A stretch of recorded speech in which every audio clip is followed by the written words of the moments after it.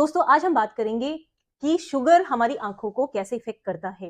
ये आपको अंदर के हिस्से का नहीं दिखता है, बट मोटा मोटा हम देखेंगे कि शुगर की वजह से हमारे कौन कौन से आई के स्ट्रक्चर इफेक्ट होते हैं। अगर आपको कम एज में शुगर हो गई है, लाइक 30s या 40s में, तो आपको कैटरैक्ट डेवलप, जिसको हम लोग सफेद मोतिया भी बोलते हैं, जल्दी होने के चांसेस हो जाएंगे। हेलो दोस्तों, मेरा नाम है डॉक्टर पल्लवी सिंह और मैं हूं कैटरैक्ट एंड रिफ्रैक्टिव सर्जन।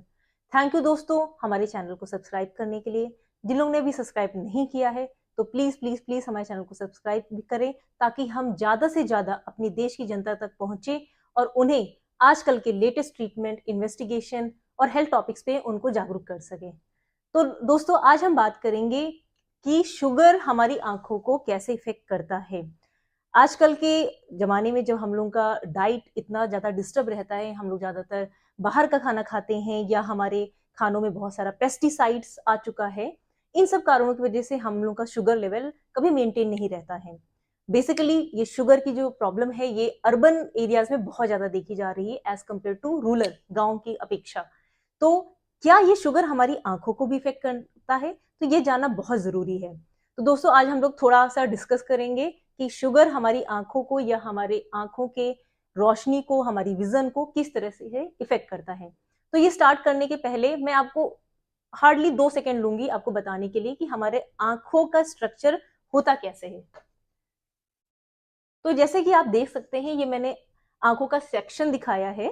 ये आपको अंदर के हिस्से का नहीं दिखता है, बट मोटा मोटा हम देखेंगे कि शुगर की वजह से हमारे कौन कौन से आई के स्ट्रक्चर इफेक्ट होते हैं।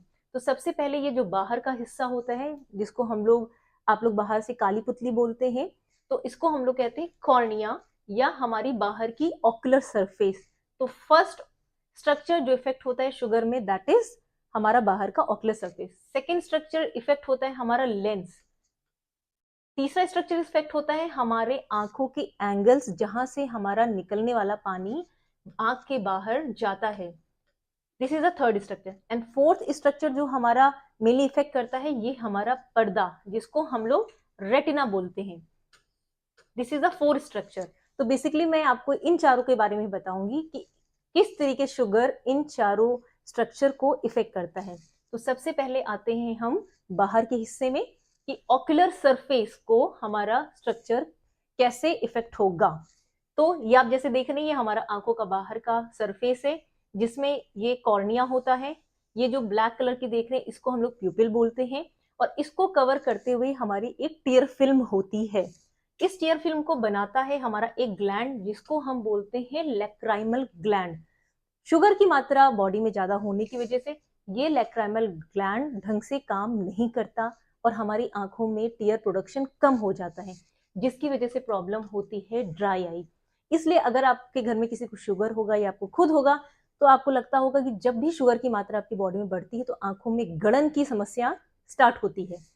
40% लोगों में ये देखा गया है जिनको शुगर है, उनमें ड्राई आई की प्रॉब्लम होती ही होती है। तो ड्राई आई का ट्रीटमेंट क्या होता है? आप गर्म सिकाई कर सकते हैं। आजकल अवेलेबल है आई मास्क, जिसमें सिलिकॉन जेल होता है। तो उसको गर्म पानी में डाल लीजिए, वो आई मास्क को आंख में रखिए, उससे भी ड्राइनेस कम होती है। दूसरा आप यूज कर सकते हैं लुब्रिकेंट। मार्केट में बहुत सारे लुब्रिकेंट अवेलेबल हैं। आप अपने किसी नजदीकी आई डॉक्टर को दिखा के अपने लिए लुब्रिकेंट प्रिस्क्राइब कर सकते हैं, उससे भी ड्राइनेस ठीक हो सकती है। सेकेंड हम चलते हैं कैटरैक्ट।